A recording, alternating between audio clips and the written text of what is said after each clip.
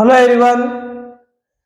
तो बच्चों इस कंटिन्यू चैप्टर में हम ये सीख रहे थे कि वास्तव में जो भी नेचर में हमें मटेरियल एंड रेडिएशंस मिलते हैं वो ड्यूल फॉर्म में होते हैं, ड्यूल नेचर उनका होता है। और इसी बेसिस पर, इन्हीं प्रिंसिपल पर काम करते हुए बहुत सारे साइंटिस्ट अपने पास है। और एक साइंटिस्ट जिनका नेम नील्स बोर, बोर के ग्रुप में इतने साइंटिस्ट हो चुके थे बच्चों कि जिन्होंने इन थ्योरीज को 100% प्रूव करके बता भी दिया। नेक्स्ट चैप्टर में हम एटॉमिक जो अपने पास फिजिक्स है उसका डिस्कशन करेंगे, जिसको नील्स बोर का बहुत ही क्रेडिट उनको दिया गया है उस चीज के लिए। तो हम धीरे धीरे ये चीजें सब पढ़ते रहे। अब लास्ट टॉपिक अपने पास चैप्टर का आता है हिजनबर्ग का अनसर्टेनिटी प्रिंसिपल। हिजनबर्ग ने अनसर्टेनिटी किस चीज के लिए बताई और वो किस तरीके से अपने पास में ड्यूल नेचर की कुछ प्रॉपर्टी को वो शो करना चाह रहे थे, तो हम यहाँ उसका डिस्कशन करते हैं। हिजनबर्ग ने कुछ जो छोटे पार्टिकल्स अपने पास होते हैं जिनका साइज बहुत छोटा होता है, जैसे हम बात करें इलेक्ट्रॉन हुआ, प्रोटॉन हुआ, न्यूट्रॉन्स अपने पास हुआ, इन छोटे पार्टिकल्स की उन्होंने कुछ अनसर्टेनिटी के बारे में बताया। जैसे नॉर्मली हम यदि बात करें कि जैसे कोई ड्राइवर है बच्चों, अपने पास में कोई कार ड्राइवर है और उस कार ड्राइवर की स्पीड, मान लो गाड़ी की स्पीड बहुत तेज है। गाड़ी की स्पीड क्या है भाई? बहुत तेज है। स्पीड ज्यादा है तो बच्चा उसका मोमेंटम भी अपने पास क्या रहेगा? ज्यादा रहेगा। और पता चला कि वहां पर जैसे वो आगे जा रहा था तो ट्रैफिक पुलिस वाले ने उसको क्या कर लिया बच्चों? पकड़ लिया, फाइन करने के लिए। स्पीड ज्यादा था और स्पीड में चल रहा था। तो उससे ये पूछा गया कि भाई तेरा पोजीशन क्या है, तेरा क्या है पोजीशन क्या है? तो वो नहीं बता पाया, वो पोजीशन नहीं बता पाया क्योंकि उसका स्पीड ज्यादा था, मोमेंटम ज्यादा था। यदि वो अपना स्पीड बता सकता है तो अपना पोजीशन नहीं बता सकता। यदि वो अपना मान लो पोजीशन बता देता है तो वो अपना स्पीड नहीं बता सकता। अनसर्टेनिटी में इन्हीं चीजों की हम डिस्कशन करते हैं, इन्हीं की हम बात करते हैं। अनसर्टेनिटी प्रिंसिपल में यही कहा गया कि जो छोटे पार्टिकल्स अपने पास रहते हैं, हम उनके मोमेंटम यानी उनका स्पीड का और उनकी पोजीशन का हम एक टाइम पर कभी भी एक्यूरेट मेजरमेंट नहीं कर सकते।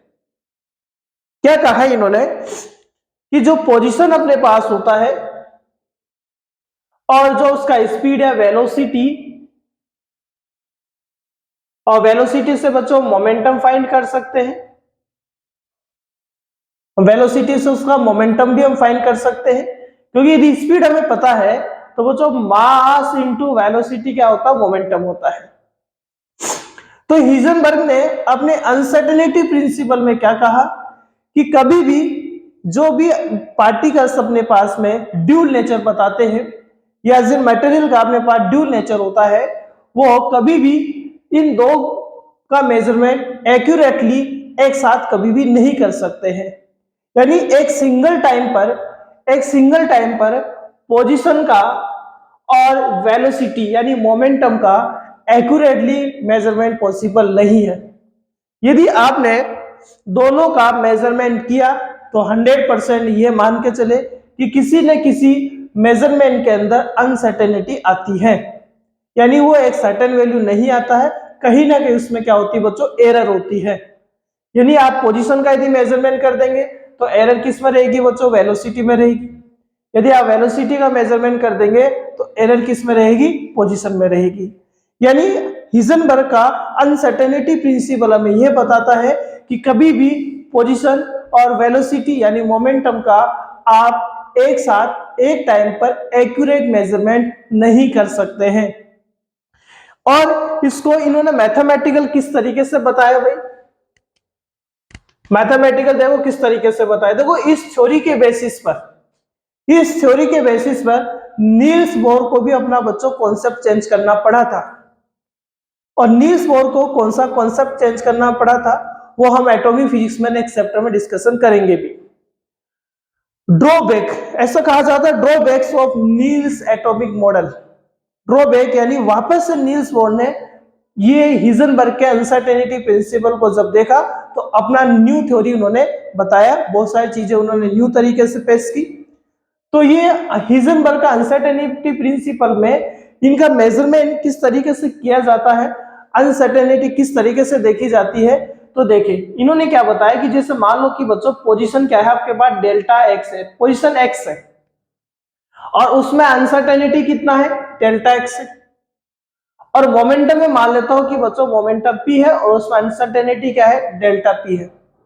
तो इनका जो प्रोडक्ट होगा, इनका जो मल्टीप्लाई होगा बच्चों, वो या तो एच अपॉन 4 पाई के, एक मिनट भाई, एक मिनट, साउंड आ रहा है थोड़ा सा।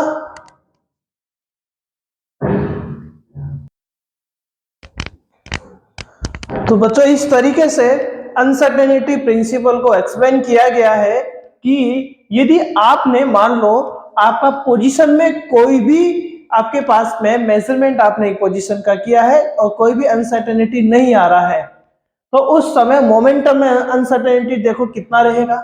तो इन्होंने दो बात यहां बताई कि यदि आप यानी इन दोनों का मेजरमेंट कभी भी एक साथ आप नहीं कर सकते हैं, एक्यूरेटली मेजरमेंट इनका कभी भी एक साथ नहीं हो सकता है। और इन दोनों का जो प्रोडक्ट होगा वो h अपॉन 4 पाई के या तो इक्वल आएगा या अपने पास में इसका वैल्यू क्या रहेगा बच्चों, h अपॉन 4 पाई से ग्रेटर देन रहेगा। यानी delta x into delta P equal to अपने पास क्या रहेगा बच्चों, या ग्रेटर देन या इक्वल क्या रहेगा अपने पास, h अपॉन 4 पाई रहेगा। अब देखो किस तरीके से, जैसे मान लो कि बच्चों डेल्टा x आपके पास कितना है, 0 है, यानी पोजीशन में कोई भी अनसर्टेनिटी नहीं आ रहा है। यानी यदि आप पोजीशन का बिल्कुल एक्यूरेटली आपने क्या कर लिया, 100% अच्छा मेजरमेंट कर लिया है, उसमें किसी भी तरीके का अनसर्टेनिटी नहीं आ रहा, तो अब देखिए मोमेंटम को आप यदि मोमेंटम को ऐसे लिखेंगे, delta P equal to h upon 4 pi delta x, ठीक है। अब देखो डेल्टा एक्स बच्चों कितना है, 0, तो डेल्टा पी कितना रहेगा, इंफिनिटी। डेल्टा पी कितना रहेगा बच्चों, इंफिनिटी रहेगा। यानी यदि आपकी पोजीशन में कोई भी अनसर्टेनिटी नहीं आ रही है तो आपके मोमेंटम में अनसर्टेनिटी कितनी रहेगी, इनफाइनाइट। इसका मीन आप पोजीशन को यदि एक्यूरेट मेजर कर लेते हैं तो आप मोमेंटम को बिल्कुल भी एक्यूरेट मेजर नहीं कर पाएंगे। इसी तरीके से मान लो और भी हम देख लेते हैं, and if delta P equals to 0, मान लो आपका अब अनसर्टेनिटी किस में 0 आ रहा है, पी में, मोमेंटम में 0 आ रहा है, तो देखिए डेल्टा एक्स में कितना आएगा बच्चों अपने पास, h अपॉन 4 पाई और क्या रहेगा डेल्टा पी। डेल्टा पी में 0 है तो डेल्टा एक्स कितना रहेगा, इनफाइनाइट रहेगा। यानी आप एक टाइम पर ये जो पार्टिकल्स मेनली इलेक्ट्रॉन्स की हम बात करते हैं, तो बच्चों ये आप एक टाइम पर इन दोनों का एक्यूरेटली मेजरमेंट नहीं कर सकते हैं। आप पोजीशन का यदि मेजरमेंट कर लेंगे तो आपकी अनसर्टेनिटी मोमेंटम में क्या रहेगी, इनफाइनाइट रहेगी, मैक्सिमम रहेगी। तो हिजनबर्ग ने इन्हीं के बेसिस पर बच्चों ये प्रूफ करके बताया कि न्यूक्लियस के अंदर कभी भी इलेक्ट्रॉन नहीं रहता है। इन्होंने उन्हीं पोजीशन के बेसिस पर बताया कि जैसे मान लो कि किसी का अपने पास मोमेंटम में अनसर्टेनिटी 0 आ रहा है तो उसका पोजीशन आप कभी भी मेजर नहीं कर सकते हैं, कितना रहेगा उसमें अनसर्टेनिटी, इनफाइनाइट रहेगा। यानी मैक्सिमम पॉसिबल ही नहीं है कि आप मोमेंटम मेजर कर ले तो वहां डेल्टा एक्स क्या हो जाए, मेजर हो जाए, पोजीशन का अनसर्टेनिटी मेजरमेंट नहीं कर पाएंगे। इसी तरीके से यदि हम बात करें, इसको और चेंज करके लिखना चाहे तो बच्चों क्या लिख सकते हैं, delta x into delta P क्या होगा बच्चों, मास इंटू डेल्टा वी और एच अपॉन 4 पाई। वही बात यहां पर भी हो सकती है कि मोमेंटम आप मेजर नहीं कर पा रहे हैं तो आप देखो डेल्टा वी को भी मेजर नहीं कर पाएंगे। यदि आप डेल्टा एक्स में अनसर्टेनिटी 0 बताते हैं तो डेल्टा वी में अनसर्टेनिटी आपके पास कितना रहेगा, इनफाइनाइट रहेगा। इसी तरीके से डेल्टा वी में यदि अपने पास अनसर्टेनिटी 0 है तो डेल्टा एक्स में अनसर्टेनिटी कितना रहेगा आपके पास, इन्फिनिटी रहेगा। यानी इनके बेसिस पर इन्होंने जो बातें हमें डिस्कस की उन्हीं के बेसिस पर हमने इस तरीके से अपने पास में क्या है बच्चों, अनसर्टेनिटी को हम डिफाइन करते हैं। अब जिस तरीके से अनसर्टेनिटी अपने पास में अनसर्टेनिटी जिस तरीके से पोजीशन एंड मोमेंटम में होती है, वैसे अनसर्टेनिटी अपने पास देखो और किस किस में होती है बच्चों, देखते हैं।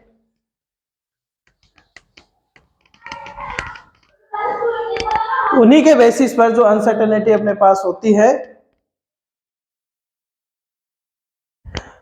वैसे अनसर्टेनिटी बच्चों डेल्टा ई और डेल्टा टी यानी टाइम में होती है, वही h/4 पाई। अब जैसे अनसर्टेनिटी बच्चों अपने पास में पोजीशन में होती है, वैसे एंगुलर पोजीशन यानी एंगुलर डिस्प्लेसमेंट, यह मोमेंटम है, और मोमेंटम तो एंगुलर मोमेंटम जिसको जैसे लिखते हैं उसमें भी होती है। यानी मैंने ये देखा गया कि अनसर्टेनिटी उसमें आती है बच्चों जिनका प्रोडक्ट का यूनिट क्या होता है, जूल इंटू सेकेंड होता है। क्या होता है भाई, जूल इंटू सेकेंड होता है। यानी एक पार्टिकल का बच्चों आप पोजीशन और मोमेंटम दोनों एक साथ फाइंड नहीं कर सकते। वैसे ही आप एक टाइम पर, एक सिंगल टाइम पर टाइम को या टाइम के अनसर्टेनिटी के साथ आप एनर्जी का भी मेजरमेंट नहीं कर सकते हैं। और एंगुलर डिस्प्लेसमेंट यदि आप मेजर कर लेते हैं, अनसर्टेनिटी उसमें आती है आपके पास 0 आती है, तो आपका एंगुलर जो मोमेंटम है उसमें अनसर्टेनिटी कितना रहेगा, इन्फिनिटी रहेगा, यानी आप उसका एक्यूरेटली मेजरमेंट नहीं कर पा रहे। और इसी के बेसिस पर हिजनबर्ग ने, इसी प्रिंसिपल के बेसिस पर, अब देखो इस प्रिंसिपल के बेसिस पर उन्होंने कैसे एक्सपेरिमेंट करके चीजें बताई वो तो हमने डिटेल से है नहीं बच्चों। इसी के बेसिस पर इन्होंने ये बता दिया था कि ये जो एटम होता है जिसके सेंटर में न्यूक्लियस होता है, और न्यूक्लियस में प्रोटॉन और न्यूट्रॉन ही होता है, इलेक्ट्रॉन नहीं होता है। तो ये इलेक्ट्रॉन की एब्सेंस को कहां पर, न्यूक्लियस में। न्यूक्लियस में इलेक्ट्रॉन नहीं रहता है, उसकी एब्सेंस को भी बताने वाले हिजनबर्ग का ही अनसर्टेनिटी प्रिंसिपल था। इसके साथ ही बच्चों जो स्पेक्ट्रम लाइंस अपने पास होती है, इनको भी तो इन स्पेक्ट्रम लाइंस के जो साइज होता है, इस जो स्पेक्ट्रम लाइंस जैसे लेमन बार्मर पार्सन जो अपने पास हम पढ़ेंगे नेक्स्ट चैप्टर में, उनके फिक्स साइज को बताने वाले साइंटिस्ट भी कौन थे बच्चों, हिजनबर्ग ही थे। तो हिजनबर्ग के प्रिंसिपल में बच्चों बहुत सारी चीजें अपने पास हुई थी, और मेन इनका जो छोटा सा प्रिंसिपल अपने पास दे रखा है उसका डिस्कशन हमने आज की क्लास में किया है। तो ये चैप्टर अपने पास क्या हो चुका बच्चों, एंड हो चुका है। नेक्स्ट क्लासेस से हम एटॉमिक जो फिजिक्स अपने पास है उसको कंटिन्यू करेंगे, और बीच में हम जो चैप्टर्स नंबर अपने पास कौन कौन से बच्चों, चैप्टर नंबर की चलो मैं बता देता हूँ आपको। चैप्टर नंबर 6 हुआ, 7 हुआ, 8 हुआ, और ये जो कंटिन्यू चल रहा था, इनके एग्जाम्पल्स जो रहे अपने पास में, कुछ के हमने करवा दिए, कुछ के अपने पास रहे, उनकी भी क्लासेस सब बीच में अपने पास आती रहेगी। एटॉमिक फिजिक्स भी अपने पास कंटिन्यू चलता रहेगा। ठीक है बच्चों, थैंक यू।